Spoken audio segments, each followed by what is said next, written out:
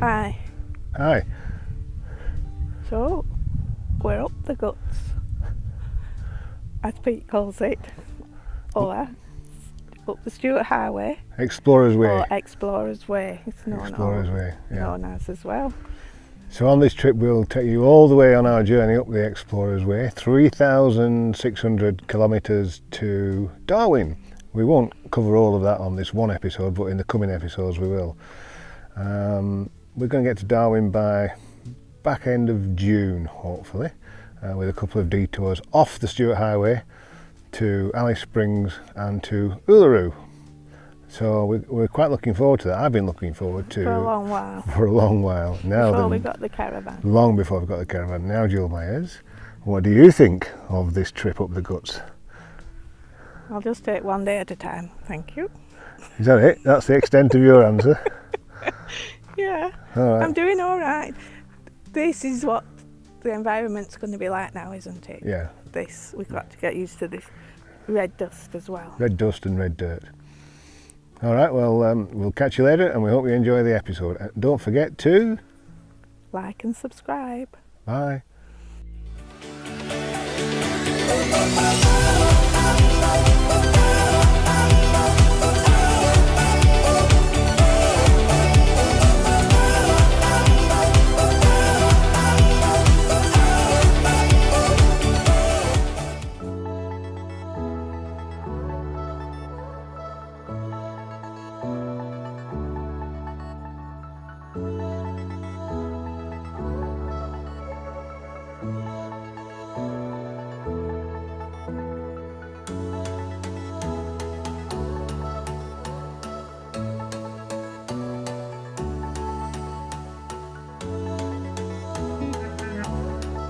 Right, we've arrived at Spuds Roadhouse. The famous Spuds Roadhouse in Pimba.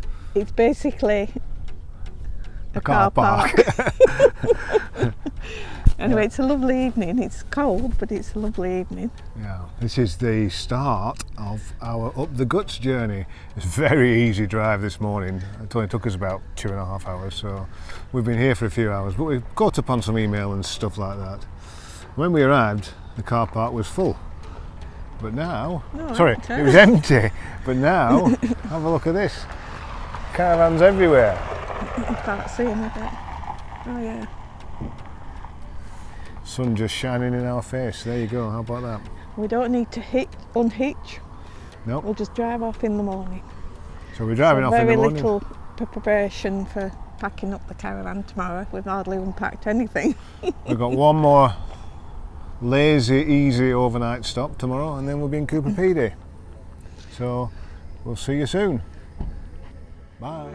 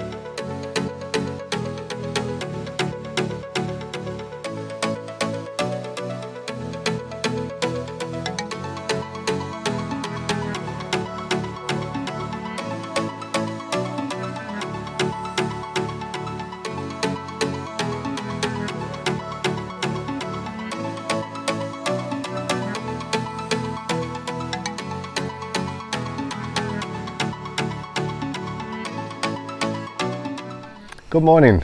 Good morning. We're at Lake Hart. With just a few flies. Is this a salt lake? Salt Lake, yeah. There's lots of salt lakes in the area. Anyhow, we're on our way up to Glendarmbo and to Bon Bon Resort, where we think we're going to stop overnight. But we thought we'd come to Lake Hart. It's a big salt lake, although you won't be able to see much from this footage, but we will show you some footage from the drone, which hopefully turns out quite well. It's an overnight stop area, and if you have a look around here you'll see quite a number of caravans that have parked up here. Some, like us, just sightseeing, but others stayed the night. What do you think of it? Would you stay here? It's fine, except for the flies. But the flies are going to get worse than this, I think. Yeah. Anyhow, we'll catch you later, probably later in the day.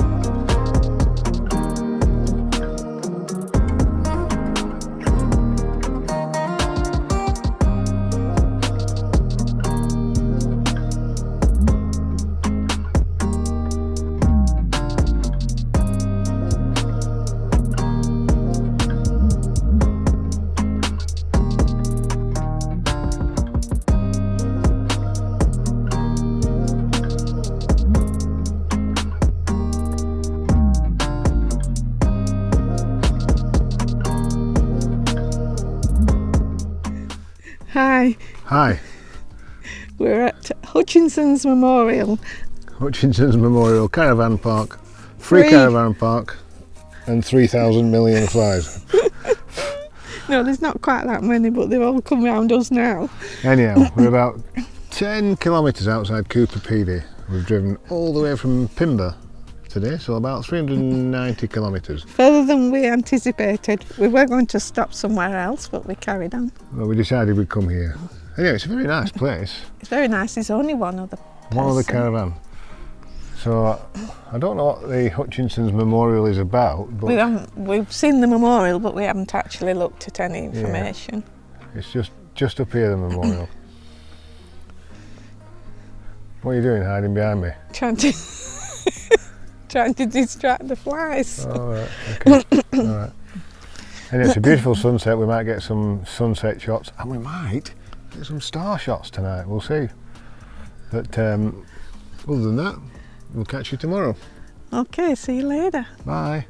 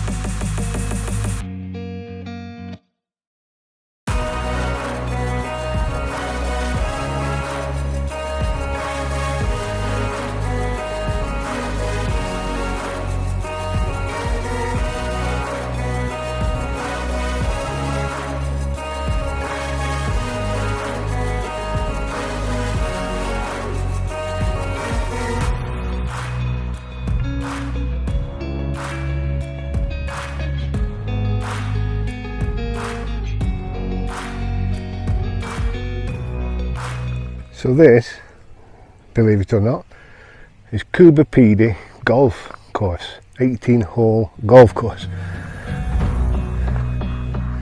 So this is one of the tee points. Over there is the green. Oh, it's a brown. It's not a green, it's a brown. And the fairway is basically sand and dirt. So it's a very well maintained dirt and sand golf course. And we are parked right on the middle of one of the driveways. Hole 13, I believe. Yeah, so ingenuity.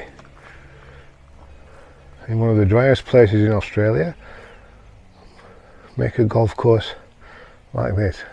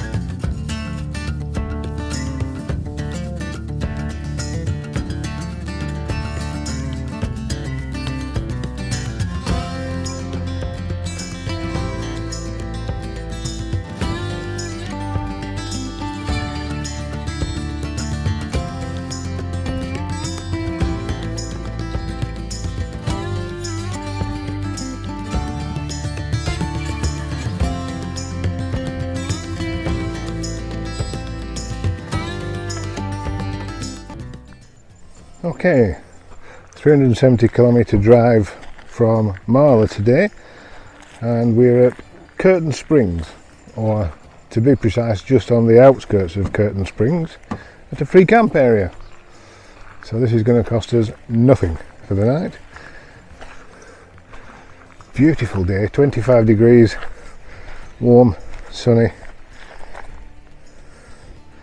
I'm sure it will go cool tonight. I'm sure the temperature will drop with all these clear skies, but it's absolutely beautiful at the moment.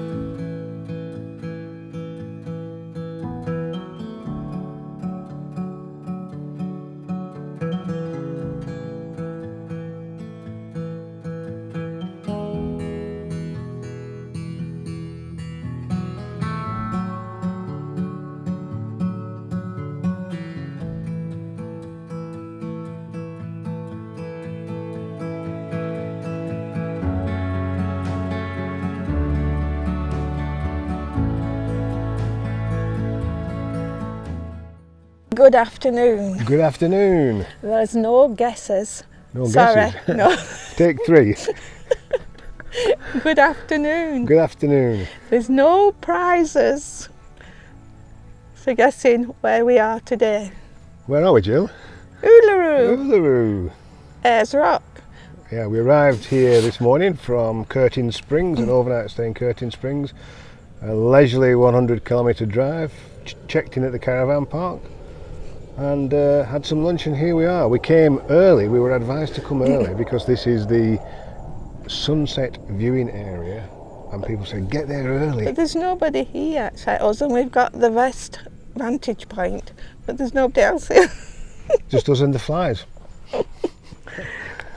Oh well, anyhow, we've had a great trip up from Port Augusta. We've taken a leisurely 7 to 10 days. Oh no, actually we took longer than that because we stayed in Coober Pedy for quite some time.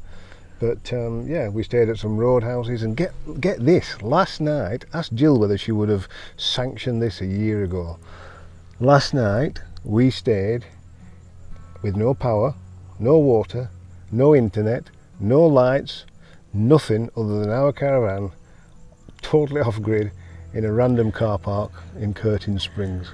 And the worst bit was no internet. No internet. I think that's the first time Jill's had no internet for about 10 years. And yeah, we survived. Very comfortable in the caravan. It's lovely. You're enjoying it, aren't you? So far, so good. So far, so good. That's all she ever says. Right, well, we hope you've been enjoying the video so far. This is the last video in May, and the next one we do in June, we'll be heading all the way up to Darwin. So we'll catch you later.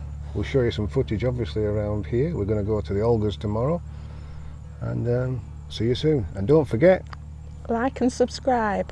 bye. Bye.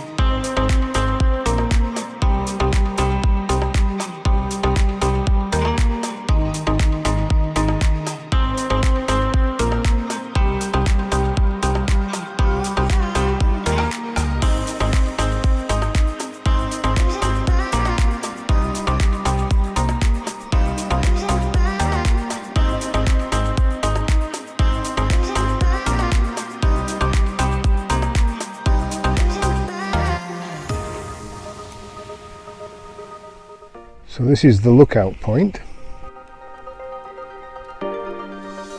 First lookout point, apparently. There is a second one, about 2 kilometres away, but I don't think we'll be going there.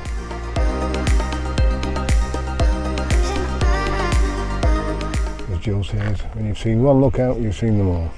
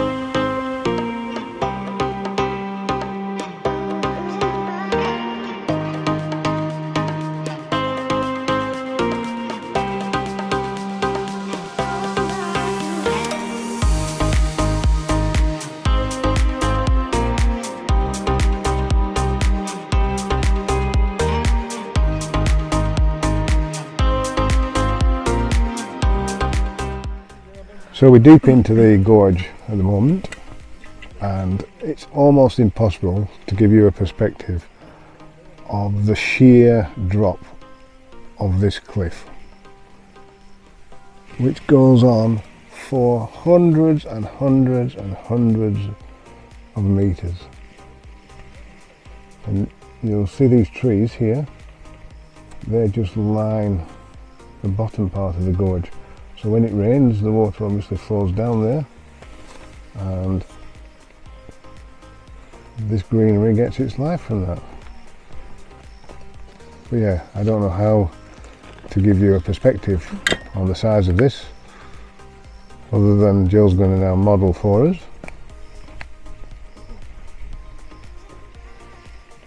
And even that I don't think it's going to work.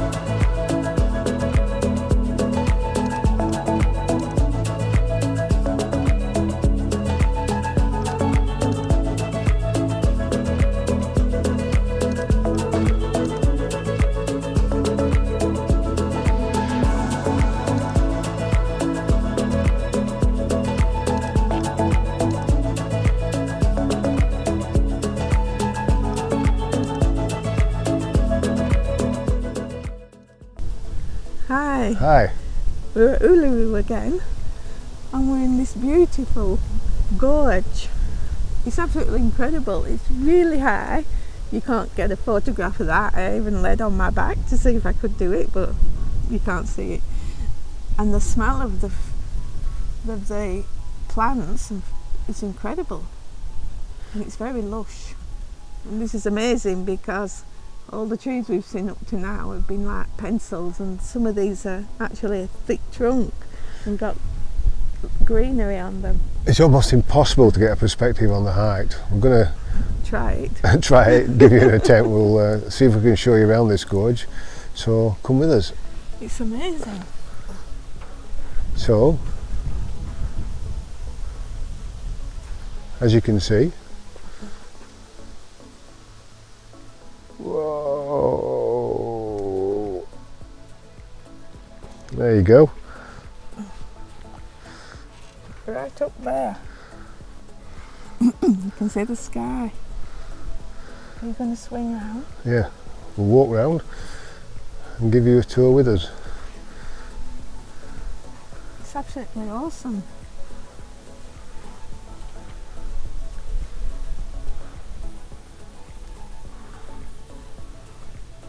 So if you walk down, we're going to walk down here. Wish you could smell the plants. It's incredible. We're going to take you down here to the main platform, the main viewing platform. And this is apparently the only bit of water we can see is where the frogs come out. We can't see any frogs though. So look at the size of this damn thing. You're gonna get it. Oh, there. Yeah. Doesn't do it justice, I'm afraid. No, I can't do it. I'll switch cameras and see if we can show you something different.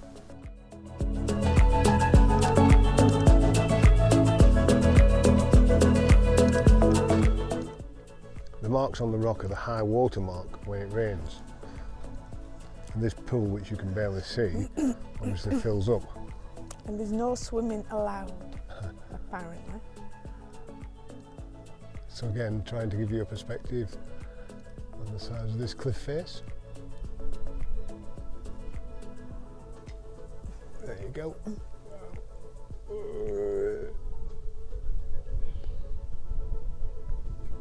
This is all part of this magnificent Uluru base walk, and we've been very fortunate to come on a day when it's cool and cloudy. And when it rains, it comes down there, comes down the side of the rock. All right, well, we hope you enjoyed that, and enjoy the photos and the videos of this tour. And we'll see you later. Bye.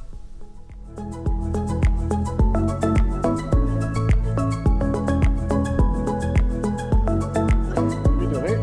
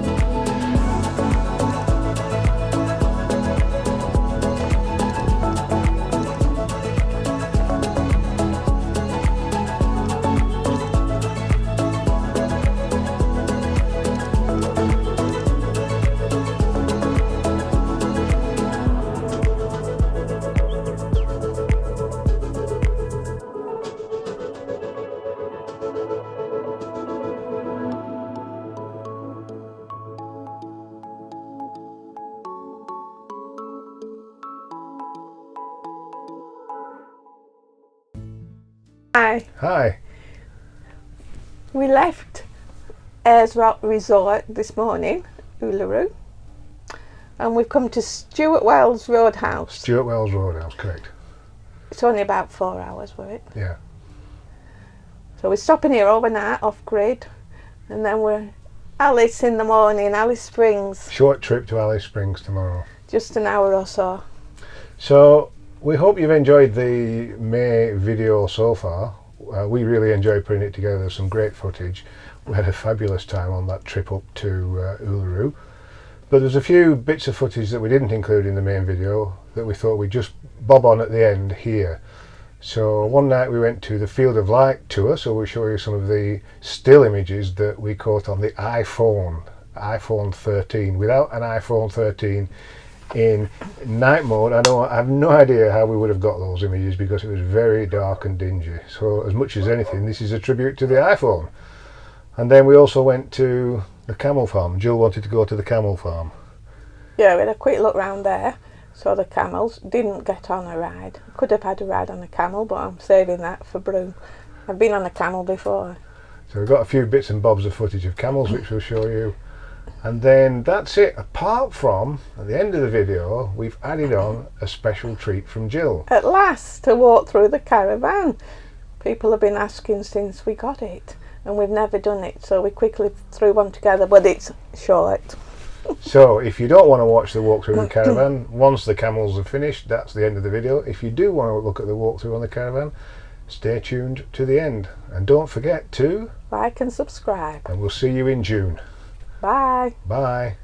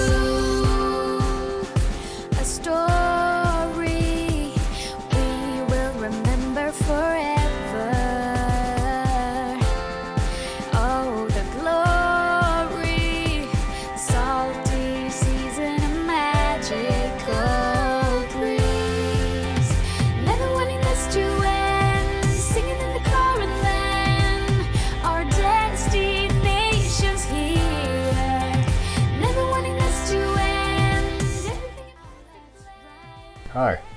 We've been asked several times to do a walkthrough of the caravan right from the beginning, and we haven't done it yet. So. And we've had the caravan 6 months. We've been on the road on this trip now for 2.5 months. So it's time we did one. So we thought we'd do it today. So, as you can see, we've got quite a few cupboards. We've got probably extra to some people because we opted for the twin beds.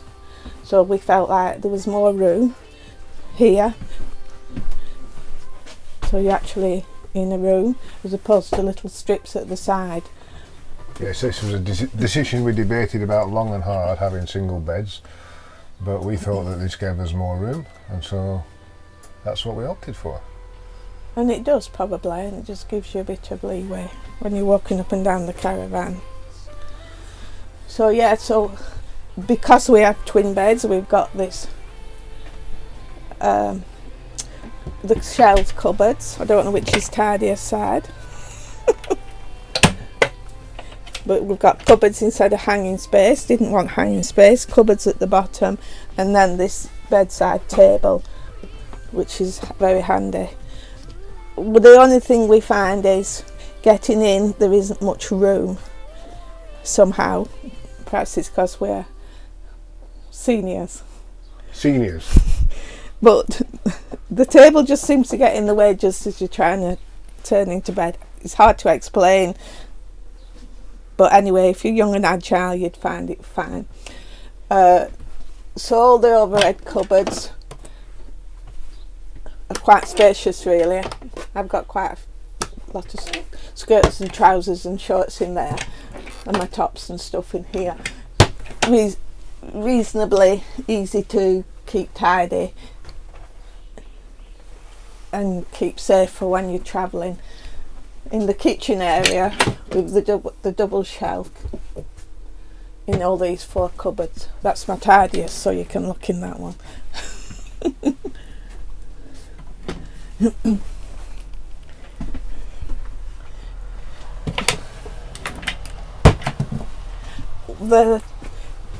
We feel I desperately feel the disadvantage in here for the worktop. There's not much work surface at all. This looks fine, but once you do I want to use the oven, there's a heck of a lot of moving around of things. If you've like coffee machine and stuff, that's about all we keep on here permanent. But you have to lift it all up, obviously, to use the top, and then it has to stay up till it's cool. I like to keep it up till it's cold. Pete just likes to keep it up till it's warm. I put it down so that it's not in the way and I can use the coffee machine again. So we've got the grill and the oven, both of which we use frequently. We have a sliding pantry, which we don't use for anything heavy because we had problems with ours. I just put chemist in it. Just the lighter stuff in, because we had problems in the beginning, because even though it's a pantry and you'd expect to put tins and things and spices in, it wasn't holding. But it's fixed now, but I still decided not to bother using it for the heavy stuff. So yeah, once it's down, plenty of workspace. Plenty of work surface to make your coffee.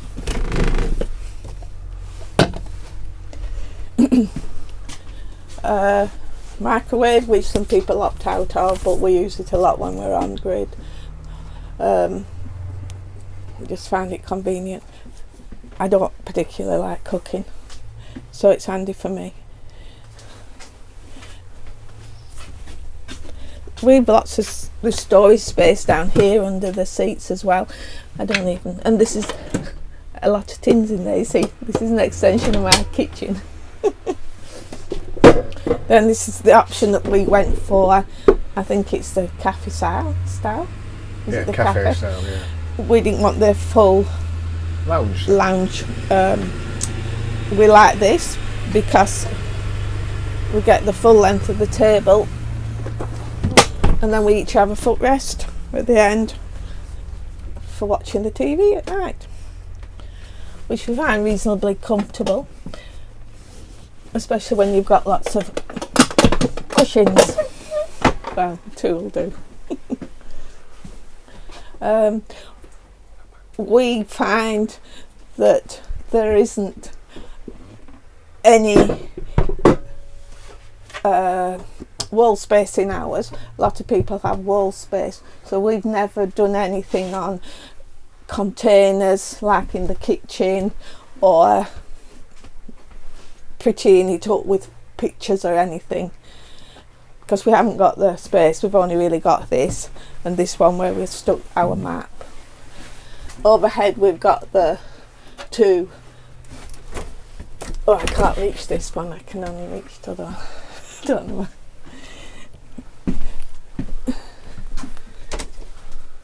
Which are easy to push up usually.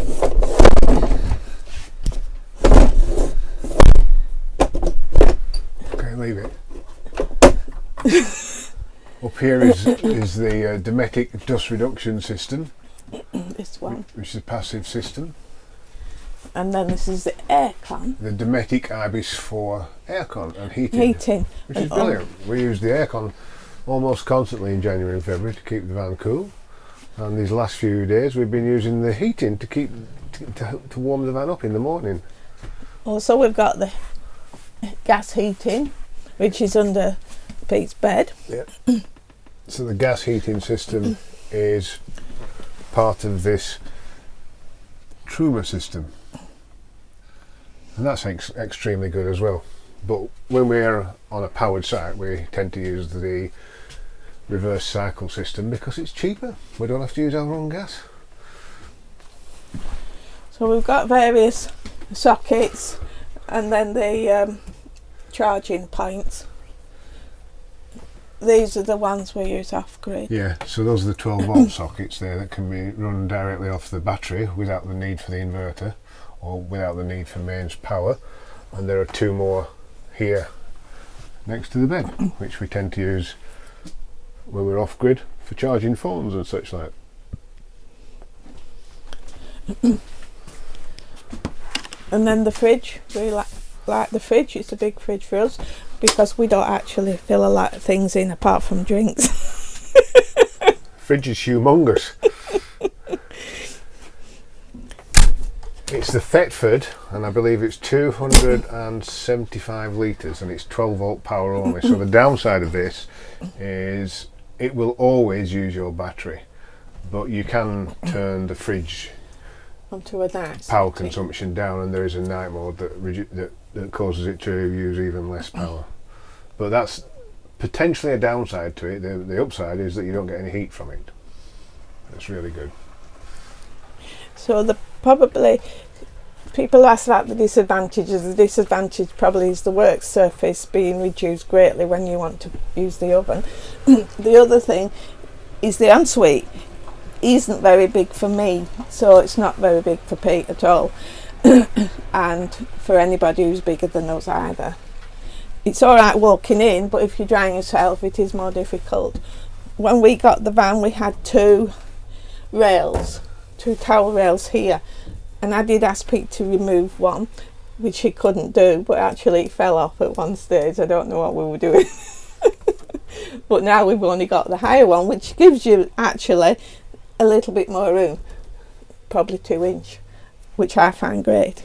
The one thing I love having in the caravan is the washer, and it broke down some months ago, and luckily we'll be able to get it fixed. Yeah, it didn't so much break down as the filter got blocked, so we've learned how to use the filter better since then. This is the toilet system. Actually works really well. Cassette toilet. Yeah, no problems No with problems the with cassette. I'm not happy with the sink. I don't like this drop effect. You just get everything's wet through in the morning. You have to wash it down every morning, which is alright. I don't mind washing it down every morning. It's just that you feel like you've wet everywhere you weren't supposed to wet as well. So obviously we know with the missing tire rail, so we stuck one of the, what they call fusion lock ones onto the mirror, and it works fine. We don't want that full length mirror necessarily. If you do, you can just flick it aside. It's no big problem. Storage up here is fine, only toiletries, and obviously, and then the biggish cupboard in the bottom, and then drawers, which I'm not showing you because they might all be untidy. The shower's not overly big, but fine for us. I like it, and it's got a light inside if you're having a shower in the night time. 2 lights, the blue light and the white light, which I do sometimes use. We still haven't decided. We don't agree on the laundry system. So sometimes we put our laundry in the washer itself. Sometimes we put it in the laundry bag in the base of the shower. I prefer that idea. And if Jill prefers that idea, that's what happens, regardless of what I think. No, we use both though now.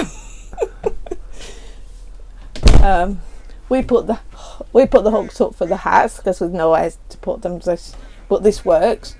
Just throw them off on the bed when we're travelling if we've not got them in the car already. These are fine. We just tidy it out regularly because we collect brochures along the way of where we are, and then we just sort them through. Pete will show you into some of the cupboards maybe more. This is the one we've got with all the television stuff in it. Yeah, so we just recently had a satellite dish installed on the roof of the caravan, and here you can see all the guts and innards. So there is the Foxtel IQ box, the VAS box, the Sat King box for powering the satellite, and my Selfie Go system there for giving us internet as best we can.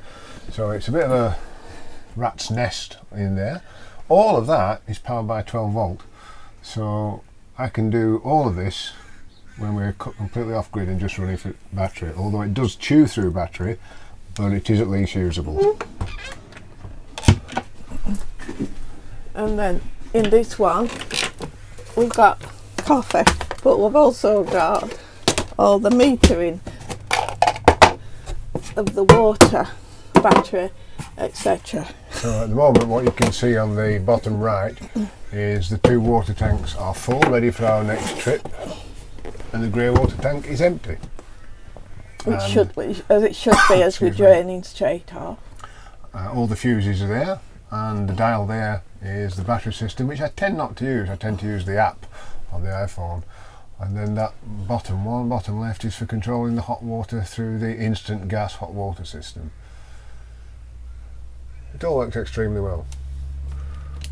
And then there's a water pump, and the labelling is for my benefit.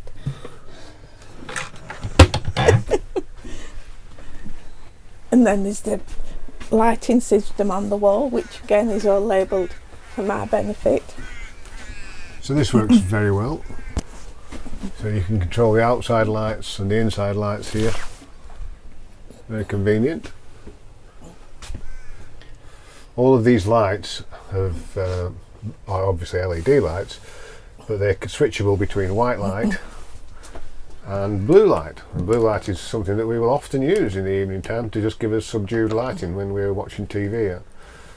It works very well. All of the lights do that in the entire caravan. Yeah, the overheads as well.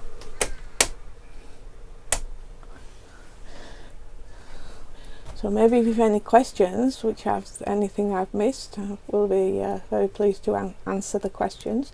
Sorry you've waited so long. Yeah, give us a shout. Inside inspection.